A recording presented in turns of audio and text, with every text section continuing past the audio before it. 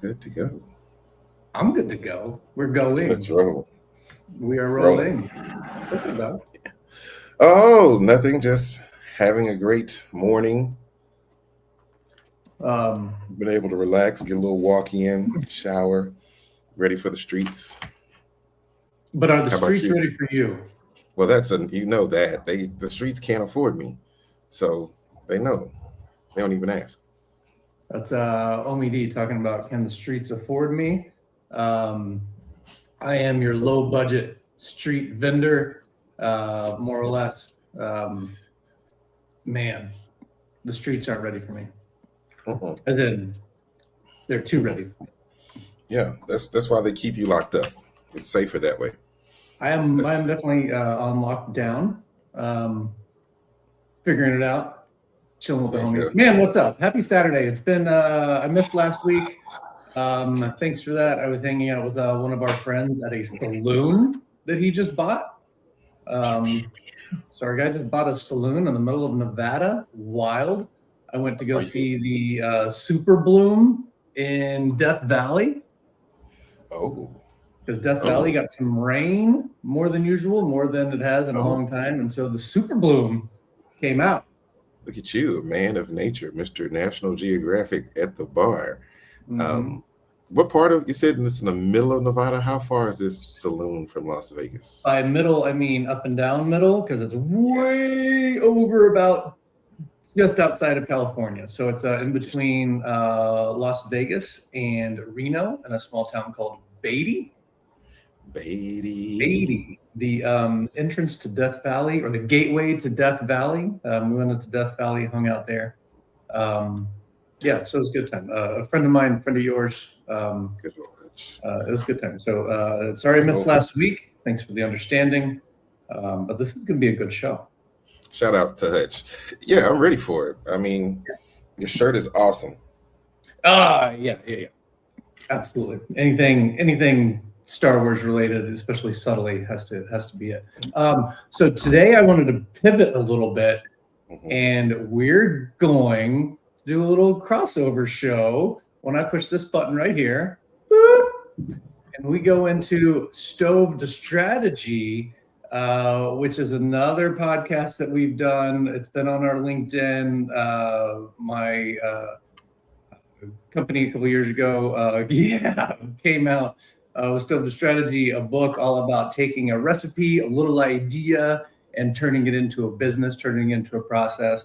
And I want to turn the tables on my friend Omie D and celebrate your book that you had come out. So recently you published a book, and we've been seeing a whole lot of that. Can you tell us a little bit about the book? Give us the quick overview about the book, and then we'll dive into where it came from.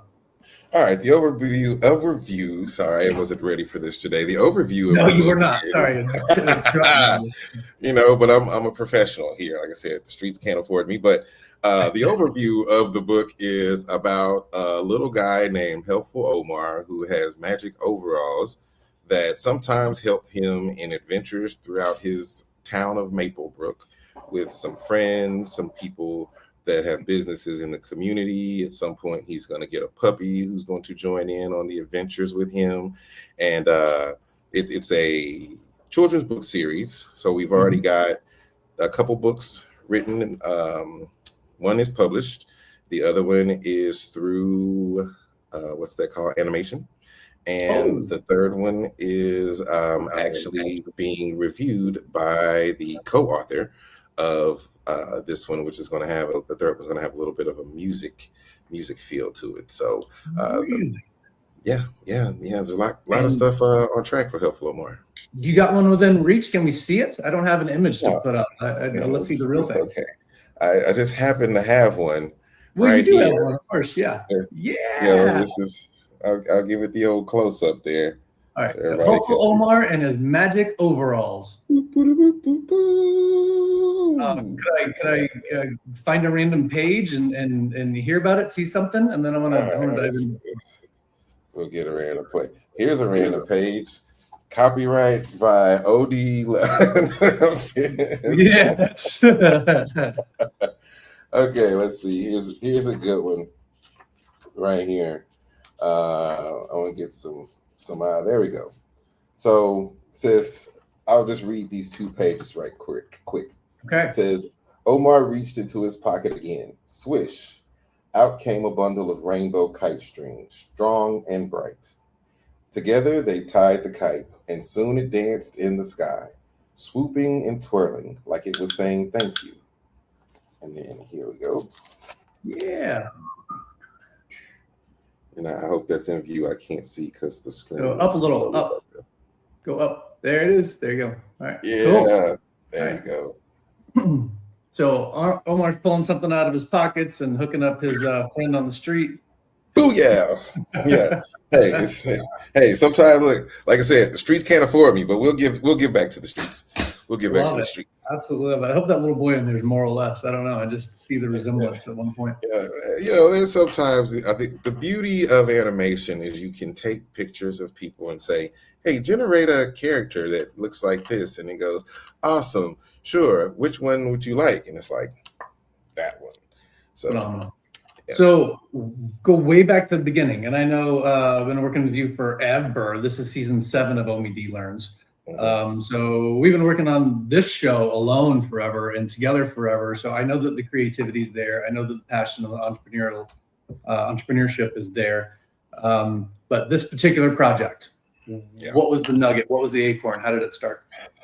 Oh, actually, if you want to actually know what the acorn is, you are the acorn. 100%. And you're gonna laugh when I tell you the story. So the nugget or the sprout of this, since I'm going to consider you being the nugget, was thought up in Topgolf Las Vegas when we were there as the Mulligans. So technically, you are the acorn of this idea.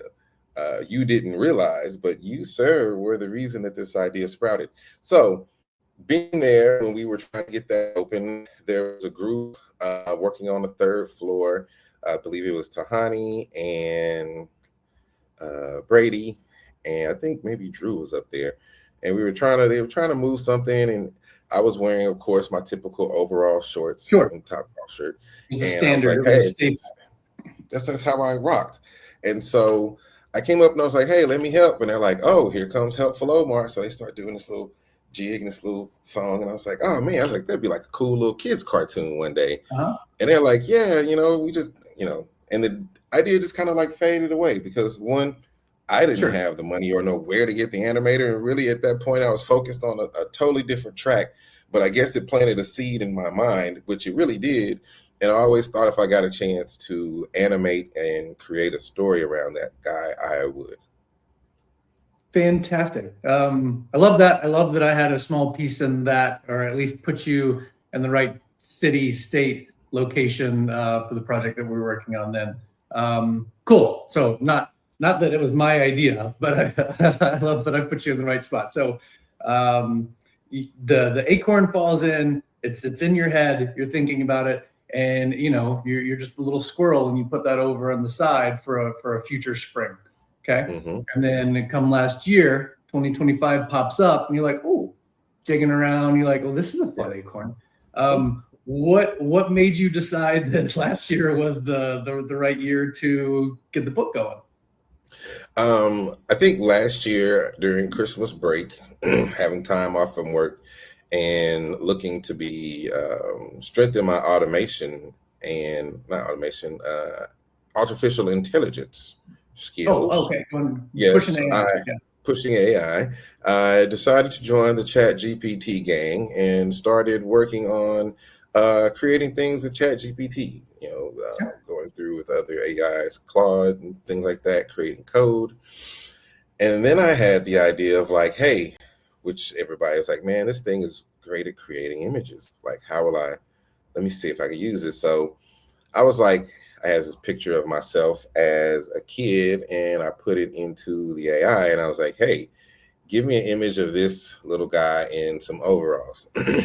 So it gave me this little dude that kind of looked like me, but he had a beard, little gray hair on the side, a little afro. But he was sitting down. I was like, okay, it looks like a 3-year-old version of the kid. I said, hey, can you make him a like 5, maybe 5.5, 6, and kind of cartoon him up a little bit, and boom, this is the guy we get right here. Yeah. And so that kind of spawned out of that situation. And then once I got that picture, it hit me. I was like, Helpful Omar and his magic overalls. I was like, let's try it.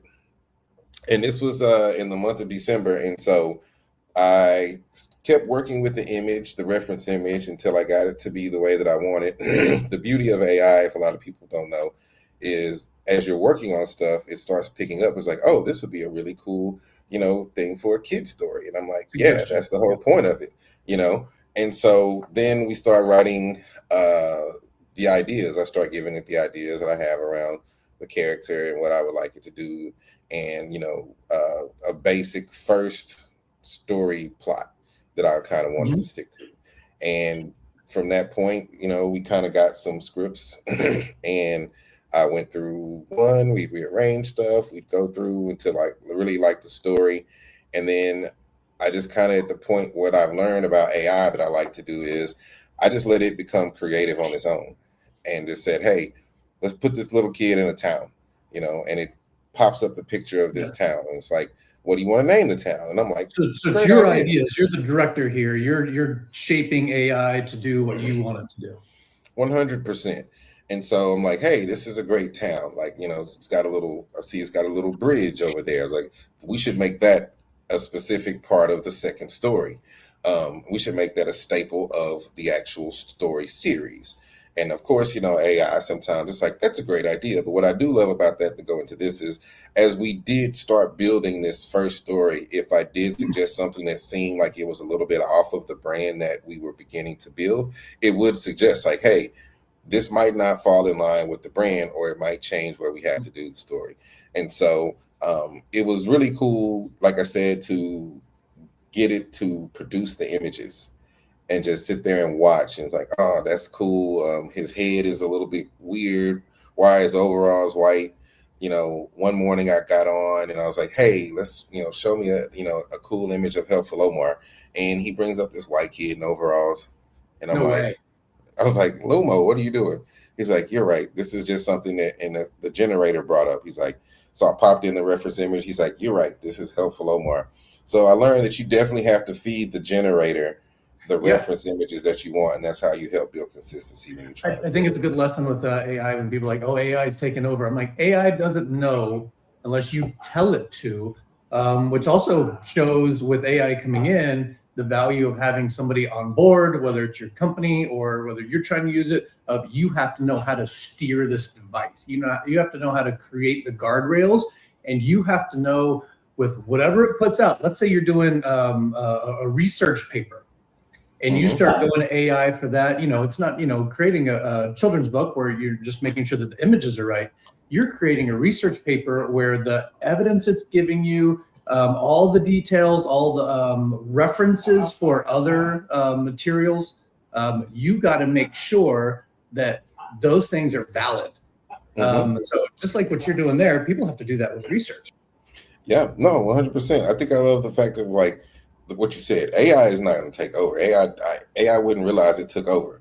And like it's here to serve, and not necessarily of serve like do what I tell you to do, but it enhances the thoughts and the abilities that you have. Story arcs, animation. These videos that we're seeing online where people are like, oh my gosh, I can't tell if it's real or fake. It's like, well, you need to start using AI, because once you start to use it, you can basically spot stuff that's like, there's no way in hell you can do that in Gravity. But it's really fun. And I think if people stop fearing it and you start using it at first to have fun with it, if you use it to have fun at first, then you'll start expanding your mind of how you can use AI to help build your work relationships. I'm not going to tell you to use AI to help build your relationships with people, but I suppose that you could ask it for social skills or ways to handle situations. But